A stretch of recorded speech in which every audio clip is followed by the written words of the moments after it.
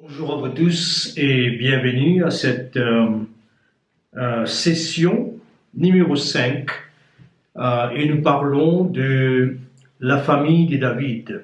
Et nous avons commencé en parlant qu'il y avait une guerre entre la famille de Saül et celle de David et que la famille de Saül diminuait dans sa force or que la famille de David augmentait. Donc, et la raison pourquoi je suis en train de parler sur tout ça, c'est pour que nous pouvons être parmi les gens qui sont de la famille de David. Il y a plusieurs choses que David a fait, mais nous allons voir ça pas à pas.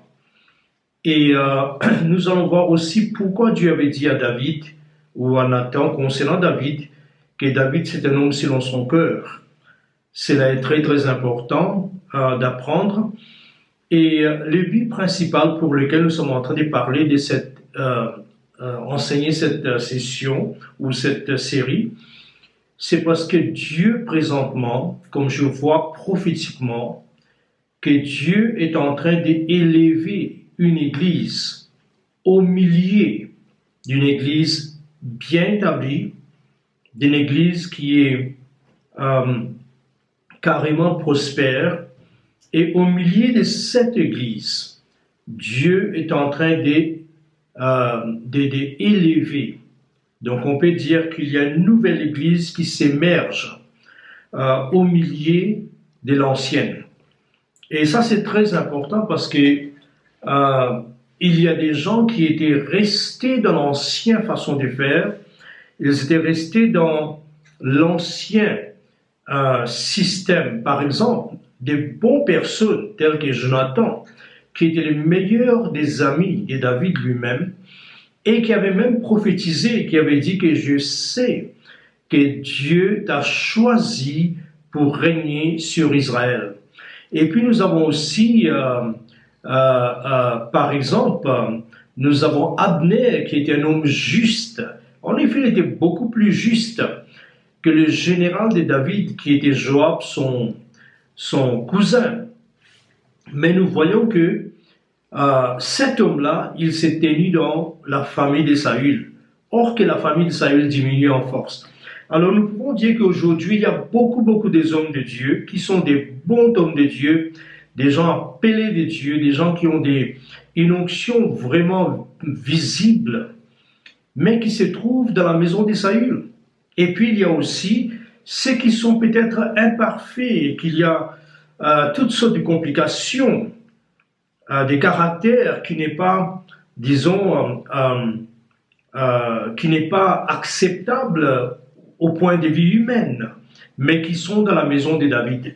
Et est-ce que Dieu prend plaisir dans cela? Non. Mais Dieu a un plan, il les amène quelque part.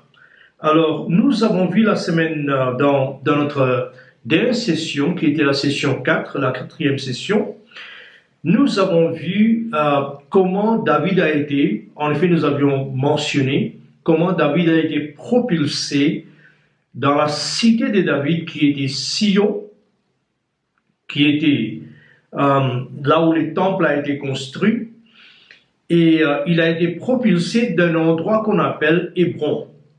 Et de Hébron, il a perfectionné ce qu'on appelle la capacité d'alliance en lui. Il est devenu un homme d'alliance. Et un homme qui peut garder, qui dit quelque chose et qui le fait. Et puis nous voyons deuxièmement, il a restauré l'héritage prophétique. Et j'avais dit que nous tous, nous avons un héritage prophétique qui est destiné par Dieu pour nous, mais nous devons combattre pour l'apprendre. Ok? Troisièmement, il y avait un chemin qui a conduit David, parce que tous les autres parts ailleurs étaient barricadés. C'était impossible. Et même les Jubisiens ont dit, David ne montera pas ici. C'est impossible. Mais même quand les choses sont impossibles, votre héritage est donné par Dieu, et quand Dieu donne cela, il pourvoit un chemin. Et le chemin qu'il a pourvu pour David, c'était les canaux d'eau. L'eau qui alimentait la ville est devenue aussi l'élément qui a conduit David vers la ville, on peut dire ça. Et quatrièmement, c'est là qu'il a parlé sur de guérir les boiteux et les aveugles. Et qu'est-ce que cela signifie? Nous allons voir. Nous allons aussi voir comment il a détrôné les principautés des Jébusiens et comment il a transformé non seulement en Jérusalem, qui signifie cité de la paix, parce que son ancien nom, 840 ans avant, c'était Salem. Et c'est le roi qui régnait là, c'était Melchisédek. Mais nous voyons aussi que David a pris cet endroit et il l'a changé, il a transformé ça en la cité de David. Donc la raison pourquoi la Bible nous dit que Jérusalem, Sion, Jérusalem est la cité de David, parce que David est devenu l'esprit qui gouvernait cette région, le principauté on peut dire. Alors ça, ce sont les 5 choses que nous allons voir. La première chose que je voudrais pas trop passer beaucoup de temps parce que nous avons tellement mentionné, c'est que David a régné, la Bible dit, il a été oint 3 fois, j'avais parlé de ça, premièrement, autour de ses frères, deuxièmement, autour de son tribu à Hébron, qui se trouve dans la terre de Juda, et puis quand il est monté, c'était la frontière de Juda et Benjamin. Donc les tribus du sud, Juda, et du nord. Donc dans ce cas-là, tout Israël est venu et on lui a oint à Hébron et c'est ainsi qu'il est monté là-bas. Donc quand il était accepté par tous les tribus, il est monté à la frontière. Donc il n'était ni de ce côté ni de l'autre côté, mais il était dans un endroit placé par Dieu. Ok. Alors, qu'est-ce qu'il a fait pour arriver là-bas? Comment il a fait pour commencer son voyage vers Sion?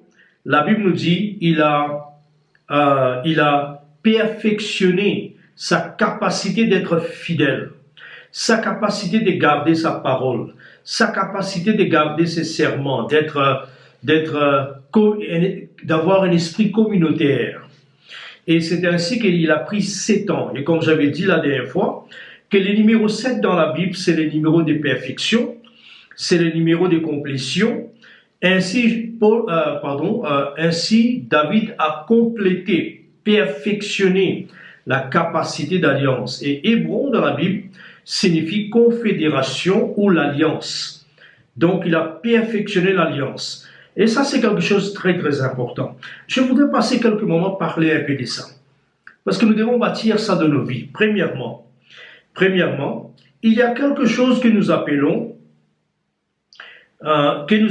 la justice corporative. C'est-à-dire, quand nous commençons à perfectionner l'alliance nous amène à vivre en communauté, à se confier dans les uns les autres, à marcher ensemble, tout comme dans un mariage, comme je donnais un exemple la dernière fois, quand 2 personnes, la Bible nous dit que les 2 deviendront une seule chair. Et Jésus a même prié, il a dit, Père, je veux que comme toi, tu es en moi, moi je suis en toi, et que nous sommes un, que eux aussi soient un en nous. Donc Dieu amène, l'objectif de Dieu, c'est que nous devenons un avec lui, et en alliance, et nous devenons un avec les uns les autres. Comme la Bible nous dit qu'il y a un seul corps, une seule baptême, et la Bible nous dit que c'est lui qui s'est converti, il devient un en esprit avec le Seigneur. Tout cela nous donne l'idée de quoi? De l'alliance. Alors la première chose concernant l'alliance, c'est que c'est mieux, on peut dire, de vivre en alliance, en communauté, que de vivre seul. Même si vous êtes avec une église, vous êtes toujours seul. Vous n'avez pas de frères avec qui vous avez des communions ou des pères spirituels qui vous amènent dans une famille plus élargie. Vous n'avez pas. Alors ça, c'est un problème. Donc, ce que nous voyons, c'est que c'est que David a perfectionné cette capacité. Maintenant, ce que je voudrais vous parler un peu, présentement, c'est que comment l'alliance, un esprit d'alliance, se manifeste. Premièrement, il y a ce que nous appelons, comme je viens de vous dire, une justice corporative. C'est-à-dire, je vais vous expliquer cela. Par exemple, quand vous êtes seul et que nous tous, nous savons que nous avons des faiblesses, nous avons nous avons des défauts, nous avons aussi une dimension qui n'est pas encore maturée, quoique peut-être dans une autre dimension, nous avons atteint certains niveaux. Peut-être cela est le cas. Mais rappelez-vous que la partie qui est encore immature, là, on n'est pas encore arrivé à ce niveau. La chose que nous devons comprendre, c'est que nous sommes condamnés à faire des erreurs. Et quand nous faisons des erreurs, qu'est-ce qui se passe? Nous avons un jugement. Parce que les erreurs que nous parlons souvent, ce sont les péchés. Alors, il y a un jugement. Alors, je vais vous donner un verset pour vous parler un peu comment la justice corporative de l'ensemble peut couvrir les erreurs et les lacunes ou les manquements individuels. C'est comme ça que vous triomphez dans la vie, pas parce que vous êtes vous-même, vous avez atteint un niveau de maturité, mais parce que toute l'Église ensemble, cette partie, cette groupe, cette famille dont vous appartenez, nous tous, la faiblesse d'un homme est couverte par la force d'un autre. Alors, je voudrais vous inviter à lire Nombre chapitre 23, le verset 18, et je vais aller un peu vite là. Nombre 23, le verset 21, 18 à 21, il nous dit, il nous parle de Balaam. Alors, je vous donne ces versets, vous allez lire vous-même. Nombre 23, le verset 18 à 21. Dans ces versets, il nous dit qu'Israël était sorti de l'Égypte et il devrait traverser au travers de la terre des Moab pour entrer dans la terre Canaan. Et ils ont dit que nous allons manger nos propres repas, nous allons payer pour de l'eau ou autre chose que nous allons utiliser. Laissez-nous passer. Et Moab a dit non. Ainsi, le roi des Moab, qui était Balak en ces temps-là, a fait venir un homme. Il semble à moi que c'était un vrai prophète, mais qui n'avait pas tous les enseignements, toutes les compréhensions, comment fonctionner dans ce bureau. Alors, nous voyons que la personne qui vient, c'est Balaam. Balaam vient et à plusieurs reprises, à plusieurs coins de cette montagne, ou plusieurs zéniths de cette chaîne des montagnes, il est parti, numéro 1, 2, 3, 4, et il a prophétisé, mais chaque fois qu'il voulait maudire, selon la requête du roi Balak, le roi des Moab, il a béni. Au lieu de maudire, il a béni. Et la chose que nous voyons aussi, c'est que l'une de ces prophéties que j'ai retirées, ça se trouve dans Nombre chapitre 23, le verset 18, il nous dit que Balak écoutait, et voilà ce qu'il a dit. Il a dit, écoutez, prêtez l'oreille, fils de Ziphor, il parlait au roi des Moab, il a dit, Dieu n'est pas un homme pour mentir, ni un fils de l'homme pour se repentir. Ce qu'il a dit, ne le fera-t-il pas? Ce qu'il a déclaré, ne l'exécutera-t-il pas? Voici, écoutez, voici, j'ai reçu l'ordre de bénir. Il a béni, c'est Dieu, je ne les révoquerai point. Et la partie qui m'intéresse beaucoup, c'est ceci. Il nous dit, il, ça c'est Dieu, n'aperçoit pas ou point l'iniquité en Jacob. Et puis, il ne voit point d'injustice en Israël. Alors, nous arrêtons là. La question que je me pose, comment est-ce que 2,5 millions de gens, à peu près, qui sont là, et personne n'a péché parmi tous ces 2,5 millions de gens? Il y a des pays qui sont aussi petits que 2,5 millions de gens, peuplés que 2,5 millions de gens. Est-ce que vous allez, si quelqu'un vous dit que personne aujourd'hui, c'est mercredi, personne n'a péché aujourd'hui dans cette ville ou dans ce pays, vous n'allez pas croire.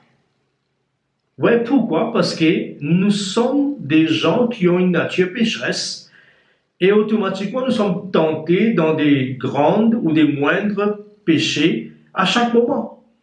Et moi, je vous dis franchement, avec assurance, qu'il y avait des gens qui avaient péché. Alors, quel est le principe que je suis en train de souligner ici? C'est que au niveau individuel, les gens ont péché. Mais, comme je disais, que la faiblesse d'un était couverte par la force d'un autre, ou par la maturité d'un autre, ou la pureté d'un autre. Et ça, c'est l'avantage que nous avons quand nous vivons en alliance. C'est que la vie d'un autre, la maturité d'un autre peut nous couvrir. Ce qui fait que malgré nous sommes tombés dans des difficultés, tant que nous sommes répandants, mais nous sommes aussi partie d'une communauté. Leur dévotion, leur maturité va nous couvrir. Ici, nous voyons que Dieu dit, je ne vois pas. Je ne vois pas de l'iniquité ni de l'injustice. C'est impossible, mais c'est exactement ce que Dieu dit. Alors ça, c'est le premier bénéfice de vivre dans l'alliance. Quel est le deuxième bénéfice? Quand nous vivons dans l'alliance, non seulement que nos péchés sont couverts et que nous pouvons approcher, avoir des victoires. Non seulement ça, mais en plus de ça, il y a des victoires corporatives qui est, en disant en anglais, exponential. Ça s'est multiplié. Par exemple, si vous lisez Lévitique 26, les versets 7 à 8. Lévitique 26, 7 à 8, il nous dit dans ces versets, « Vous poursuivrez vos ennemis, et il dit, ils tomberont devant vous par l'épée. 5 d'entre vous en poursuivra 100, et 100 d'entre vous en poursuivra 10 000. » Alors, notez bien, 5 personnes poursuivent 100. Ok, très bien. Donc, si on fait un mathématique, c'est 1 fois 20. Parce qu'on divise 5 en 100, c'est 20. Donc, c'est 20 fois. Maintenant, quand vous arrivez entre 5 et 100, donc 100, c'est 20 fois plus que 5. Pardon, oui, 20 fois. Plus que 5. Qu'est-ce que nous voyons? Et vont au lieu de 20 fois, 100, 2000, au lieu de poursuivre des 1000, ils vont poursuivre 10 000. Vous voyez, cette mathématique n'a pas vraiment tellement de sens. Parce que 1 poursuit 100, 100 devrait poursuivre 2000, mais maintenant il poursuit 10 000. Pourquoi? Parce qu'il y a de la victoire et une vie plus riche dans la communauté et dans l'alliance, quand vous vivez ensemble, en alliance avec les uns les autres. Et il y a un autre verset qui nous parle de la même chose, mais qui nous éclaircit un peu plus. C'est dans Deutéronome 32, le verset 30. Deutéronome 32, le verset 30, il nous dit, comment un seul poursuivra-t-il 1000? Donc 1000. Et puis il dit, et 2. Donc 2 devrait être 1000. Devrait poursuivre 1000. Mais il dit, comment et 2 mettront-ils 10 000 en fuite? Alors vous voyez déjà que 1 poursuit 1000, mais si vous ajoutez encore un autre, les rentes grandissent, explosent, et ça devient 10 000 au lieu de 2000. Vous voyez, alors ça c'est très très important. Il y a beaucoup de gens qui ne comprennent pas la valeur de vivre en alliance avec les uns les autres. D'abord, vous devez vous-même devenir un homme d'alliance ou une femme d'alliance, c'est-à-dire commencer à être fidèle, commencer à avoir une perspective de la vie au-delà de vous-même, avec la communauté et tout ça. Et troisièmement, ce que nous pouvons voir, c'est que Dieu prend plaisir dans un peuple qui est ensemble. Dieu prend plaisir. Alors, si vous lisez par exemple l'histoire, par exemple, dans Exode chapitre 4, verset 22, quand Dieu a envoyé Moïse, il a dit, va dire à Pharaon, laisse aller mon fils, singulier, mon premier-né. Et je ne vais pas trop passer beaucoup de temps ici, mon premier-né. Notez bien que Dieu parle de toute une nation, mais il les appelle mon fils singulier, mon premier-né singulier. Il n'a pas dit, bon, on n'est pas voir mes premiers-nés parce qu'il doit y avoir un seul.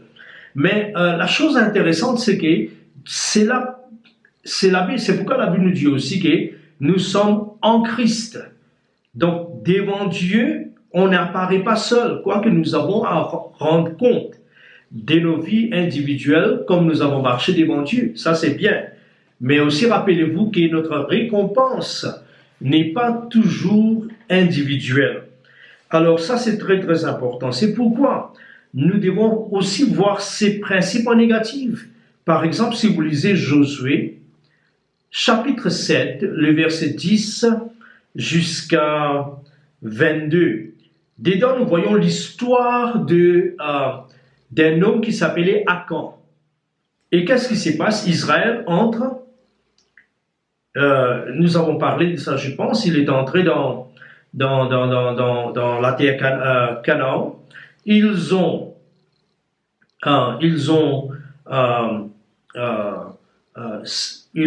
accaparé ou ils ont vaincu les gens de Jéricho. Et la Bible nous dit certainement que Dieu avait dit, comme c'était la première ville, comme j'avais parlé de ça, c'était la première ville, tout ce qui est premier appartient à Dieu. Alors c'est là que nous voyons que ils devraient donner tout à Dieu, mais ils n'ont pas, parce qu'un homme parmi 2,5 millions de gens, ou presque 3 millions à ce moment, à cette époque, il a volé quelque chose. Mais quand Dieu vient, qu'est-ce qu'il dit? Israël a péché. Ce n'est pas un homme qui avait péché, c'est Israël qui avait péché. Qu'est-ce que cela signifie? Que Dieu, cela, en effet, représente de la façon dont Dieu nous regarde. Dieu nous regarde en l'ensemble, dans l'ensemble. C'est pourquoi la Bible nous dit qu'il y a un seul corps. Nous sommes membres des uns des autres. Ok, alors ça c'est très très important. Donc sinon, nous venons de voir un peu les aspects de l'alliance. Et je voudrais vous parler un peu maintenant, parce que nous avons déjà parlé un peu. La deuxième chose qui est importante, et nous avons aussi parlé un peu de ça, mais je vais faire une référence. Et la deuxième chose que David a fait, le principe que nous sommes en train de voir, les vérités, c'est qu'il a pris ce qu'on appelle, ce qu'on appelait autrefois la ville des Jébusiens.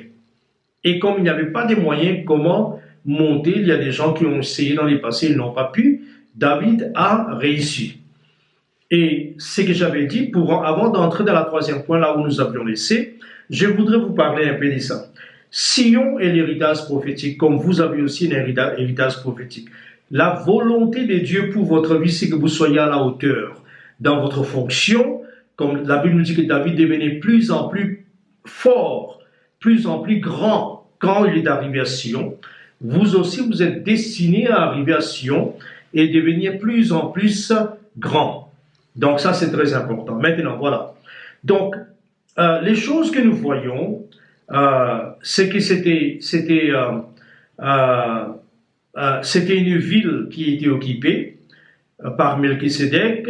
David, pendant 840 ans, personne n'a conquéri. David a conquéri. Cela est devenu la ville de David. Il a nommé Jérusalem, c'est-à-dire la ville de la paix. Et vous voyez les mots Salem à la fin, c'est la paix. Et puis, certainement, c'était une forteresse. C'était un point là où l'ennemi ne peut pas facilement attaquer. Alors, après avoir dit ça, je voudrais vous parler troisièmement, parce que ça, j'avais déjà parlé de ça.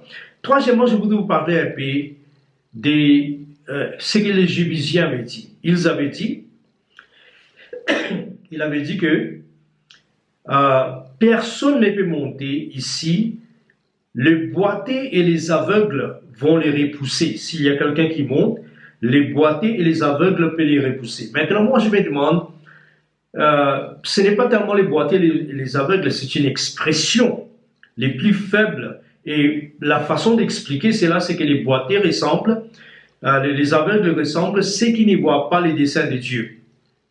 Ils ont une chrétienté, je dirais, intellectuelle, mais qui n'ont pas, Dieu n'a pas touché leur cœur, ils n'ont pas une relation avec Dieu. Et deuxièmement, les boités, ce sont des gens qui voient les desseins de Dieu, ils connaissent l'existence de Dieu, mais ils n'arrivent pas à marcher à cause des handicaps. Et les boiteux, les aveugles, on les voit plein dans les églises. Et l'une des choses que nous devons apprendre à faire ce que Jésus a fait. Quand il est entré dans les temples, dans le chapitre 21, Matthieu, il a purifié les parvis. Et la Bible nous dit qu'après avoir purifié les parvis, chassé ceux qui vendaient et tout ça, la Bible nous dit que les boiteux et les aveugles, les mêmes personnes, sont venus vers lui, il les a guéris. Donc la chose en est que les gens doivent être guéris. L'Église doit être guérie. Et l'Église peut être guérie seulement si nous avons conquéri. C'est l'endroit là où les boiteux et les aveugles peuvent nous empêcher à entrer dans notre héritage. Moi, je vous dis franchement, chacun de nous, dans nos vies, nous avons des éléments boiteux et des aveugles. Dans nos familles, nous avons des éléments boiteux et les aveugles. Dans nos églises, nous avons les boiteux et les aveugles. Et si nous avons, on ne peut pas éliminer ceux qui sont incapables de voir le dessein de Dieu et les convertir, et ceux qui sont incapables de marcher dans les desseins de Dieu, nous aurons une église pleine de boiteux et des aveugles. Alors ça, ce sont des choses à voir. C'est très, très important. Et certainement, je suis en train d'y aller un peu vite pour ne pas revenir encore dans la 5e, 6e session dans ces mêmes positions. Mais voilà. Et c'est par là qu'il a atteint, quatrièmement, cette montagne, cette citadelle, cette forteresse. Comment il a fait? Il a passé par ce que nous appelons les canaux d'eau. Les canaux d'eau dans la Bible représentent des voies, des chemins façonnés, préparés par le Saint-Esprit. C'est pourquoi nous devons être des gens, quand nous sommes en train de monter des Hébrons à Sion, là où nous allons répandre et devenir grands et être impactants dans les choses de Dieu, avancer le royaume de Dieu, si nous sommes des gens qui vont dans cette direction, nous devons faire ainsi, que nous avons trouvé le chemin qui nous mène vers cette ville. C'est très, très important. La chose que je voudrais vous parler un peu, ça se trouve dans Zacharie, c'est là que je vais terminer, Zacharie chapitre 4, le verset 1 à 7. Et ici, nous savons l'histoire. Dieu avait dit à Zorobabel de bâtir le temple, un temple nouveau, après le retour de l'exil. Quand ils ont commencé à bâtir, il y avait toutes sortes d'obstacles, des païens qui étaient autour d'eux et des Arabes. Ainsi, ils n'ont pas pu bâtir et ils l'ont abandonné. C'est là que nous voyons Zacharie est venu pour renouveler, au travers de la parole prophétique, de réinjecter l'énergie afin qu'il commence à bâtir et termine. Et qu'est-ce que nous voyons? Nous voyons certaines paroles qu'il a dit. Il a donné un exemple. Qu'est-ce qu'il a vu? Il a montré un chandelier. C'est quoi ça? L'Esprit Saint et la révélation du Saint-Esprit. À l'arrière de ce chandelier, il y avait une bolle, plein d'huile. Qu'est-ce que cela signifie? La réserve qu'on a à cause de nos vies de prière et à cause de nos vies de justesse. Et à l'arrière de ça, il y avait 2 arbres d'olive, c'est-à-dire une capacité de produire de l'huile. Donc, cette chandelier ne peut jamais éteindre. La révélation de l'Esprit ne peut jamais disparaître. Donc, à part de ça, qu'est-ce que nous voyons? Il y a des mots qu'il a dit que je vais terminer par. Il a dit, qu'est-ce que cela signifie? L'ange a dit, l'ange qui parlait avec Zacharie a dit, moi je ne sais pas, qu'est-ce que cela signifie? C'est là que nous voyons que l'ange a dit ceci. C'est ici la parole de l'Éternel, que l'Éternel adresse à qui? À Zorobabel, qui était incapable de terminer le temple. Ce n'est ni par la puissance, ni par la force, mais c'est par mon esprit, dit l'Éternel. Vous trouvez? Vous voyez ça? Aller là-bas, c'est par le Saint-Esprit. Il dit, il posera la pierre. Pardon. Qui es-tu, montagne? Devant Zorobabel, tu seras aplani. Il posera la pierre principale au milieu des acclamations. Quoi? Grâce, grâce pour elle. C'est là que je termine. Grâce, grâce pour elle. Donc la grâce, c'est la suffisance de Dieu. Alors je vais la prochaine session, quand nous venons, nous allons voir un peu ce qu'on appelle comment David a commencé à maintenant entrer, il est monté maintenant à Sion, et dès là, il va commencer à maintenant bâtir. Et nous allons voir ce qui a propulsé David à bâtir un temple. Quels sont les principes spirituels inclus dans les temples? Voilà. Que Dieu bénisse et on se verra dans la 6e session.